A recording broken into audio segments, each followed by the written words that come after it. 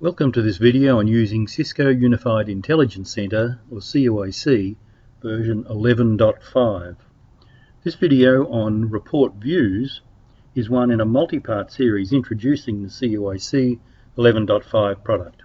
In this video we will cover the creation of new report views as well as editing existing views. Make sure you check out all the other videos in our series, including Getting Started, Thresholds and Filters, Permalinks, Using Dashboards, and User Groups and Collections. Let's now dive into 11.5 and look at report views. Starting with the home page and logging in as the CUIC super user or super administrator, the default user deployed at install. Let's go to the reports link where we see just our stock reports. Now, in order for us to manipulate, edit and create stock or report views, it's first necessary that we perform a save as on a particular report and manipulate that report. We cannot change the views on any stock report. It's also a best practice to cluster these custom reports or new reports under a new folder. So let's see how we can do that by going first to the New button, clicking on Folder. Let's give our folder a name.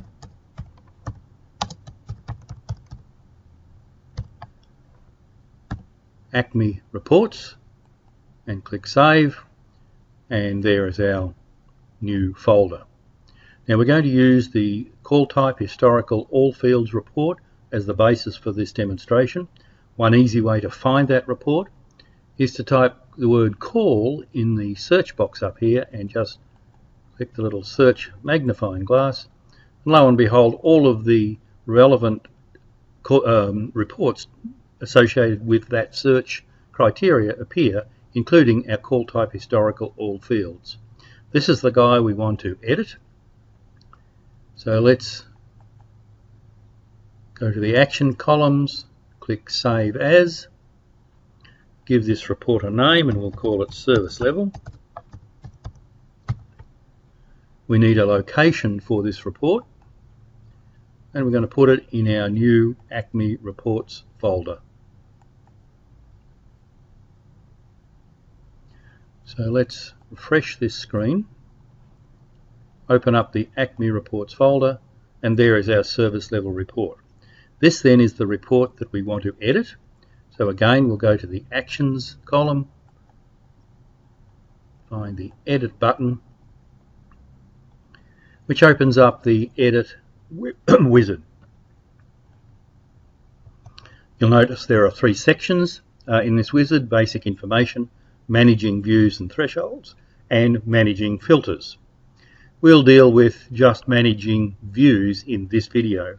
We'll leave thresholds and filters to a later session. Let's give our report a version number, call it 10, and click Next. Now here are all the existing views associated with this report, including the default view, call type historical all fields. We could in fact edit any of these views, but let's select this default view and edit it. And to do that, we'll go to the Actions column and click Edit View.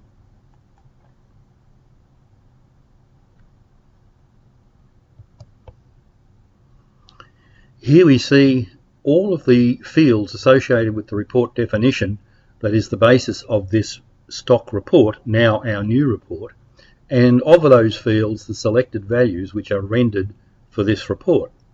Now you can see here that there is a lot of information associated with this report, much of which we don't want if we're really only just looking for a service level report. In fact, anything after this average speed of answer can really go. Now there are two headers here, tasks and completed tasks. We can identify those as headers by the little plus mask here. So we want to get rid of each of those. So let's click up here and click the header and go up and click the minus button under header, which in fact removes that header. Let's do the same with completed tasks, which removes that header. Now let's set about deleting or removing everything other than the first 1, 2, 3, 4, 5 entries ending at the average speed of answer. We can select all of these, starting with max used, and scroll down.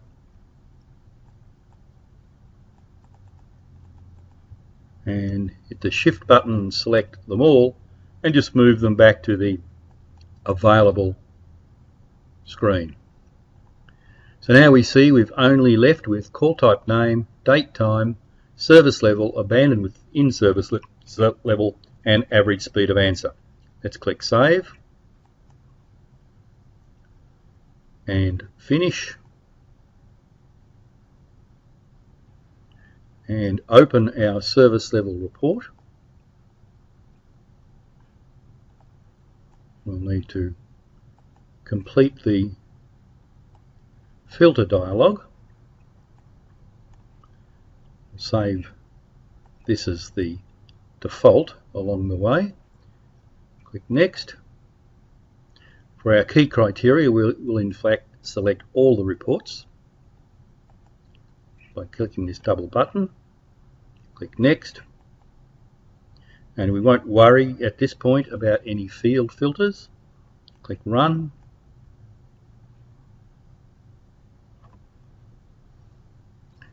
And our report is rendered. Now you might look at this and see a couple of things not quite right with this report. One is we've got a lot of wasted space here in the date, time and the service level real estate, taking up a lot of screen space, and also the font is just a little bit small.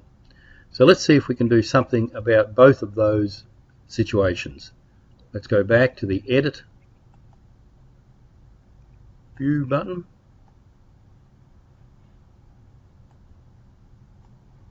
And we'll see here we can indeed change the font from a 10, let's make it say a 14.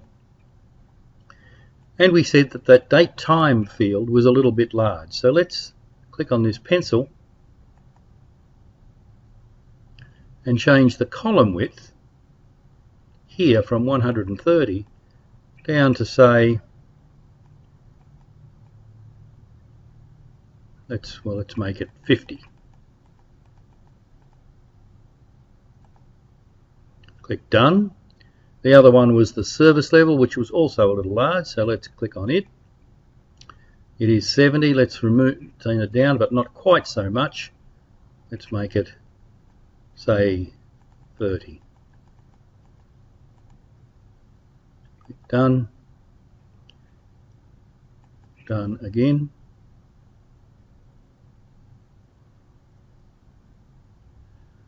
And hopefully you can now see that our report is starting to look a little bit smarter. We've been able to reduce the real estate for the date, time and the service level columns, and we've been able to increase the font to make it much more readable. Now let's say our customer, the person we're building this report for, had another request, and that is to combine the service level, the abandoned within service level, and the average speed of answer all under a heading called Performance Data. Let's see how we can do that. Back to the Tools, Edit View, and let's add a header from this little green plus box. Our header is created and we need to give it a name, and we'll call our header as requested Performance Data, and click Done. Now Performance Data right now is sitting right up the front of the report with nothing in it. We want to put it further down in the report where it belongs, and we want to associate the service level, abandoned within service level, and other data under that Performance Data header. So let's first move it down by selecting it and moving the down button once, twice. So now it sits after the date, time. We now want to move the service level, the abandoned within service level, and the average speed of answer under that performance data header. Simply select, move it up, select, move it up, select, and move it up. Now you'll notice each time I did that, these entries indented slightly indicated in fact that they are now part of this performance data header. Let's click Done.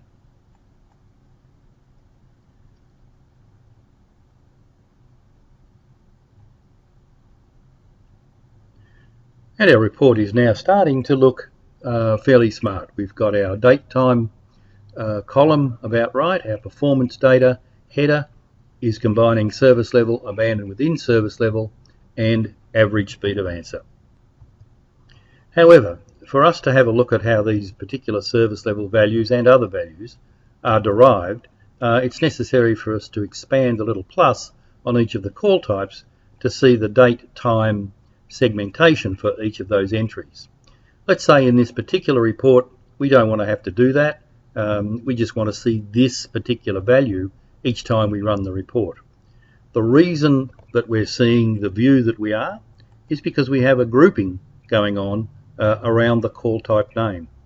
To fix the view to the way we would like it, it's simply a means of ungrouping. To do that, we'll go back to the tools, select the Group By link, and rather than have a first level grouping by call type name, we'll simply take that out and say no grouping please. Click Save.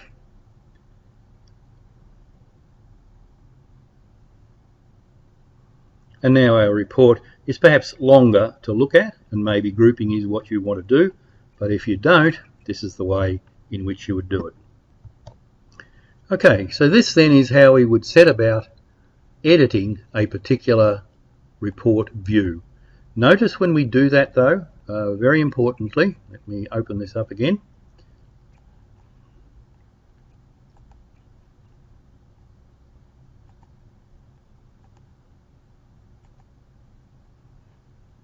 That call type historical all fields view has in fact gone and it's been left now just with this new view. We don't see that same view again. In fact, we probably should have renamed it away from call type historical all fields just to avoid confusion. So let's just do that. So let's go to Edit, Edit View, and we'll call it Service Level. And click Done. And this view we've been dealing with is now called Service Level. Now suppose you didn't want to do that. Suppose you wanted a new view and you wanted to retain all of the existing views in a particular report. Let's see how we might go about that. First we will close this view, select the service level report itself and click the Actions button, Edit. Again we see the editing wizard that we're used to. Let's click through this first basic page to the Manage Views and Thresholds, and now instead of editing a particular view, we'll create a new view. That view will be a grid view. We should be used to this screen, having seen it just before to edit the existing view. Because this is a new view, there are of course no values associated with it at this time. Let's make this a call volume report. So let's in fact call it call volume.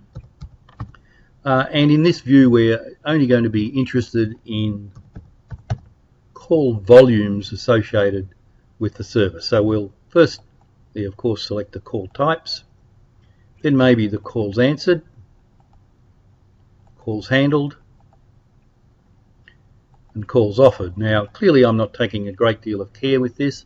I just want to demonstrate the process rather than create a purely practical report. So we've given it the name call volume. We've selected 4 values. We'll go back and create a font size of 14 and click Save for this view. So here we see now our call volume view added to the list of views. It did not overwrite or remove the service level view that we were working on previously. So let's just click Finish. Open up our service level report. Save this, so unless we make any changes, we don't have to run through this process again. And click Run.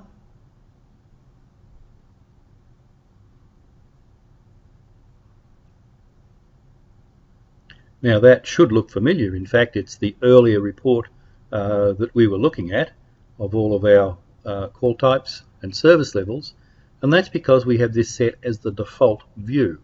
Let's take a look though at our call volume report that we just created. And here against each particular call type is the list of calls answered, calls handled, and calls offered. So we have created an additional view or an additional report. So hopefully that tells you something of the way in which editing and creating call views works. We will look at thresholds and filters in a later video. For now, thanks for watching, and be sure to come back and watch the additional videos in this series.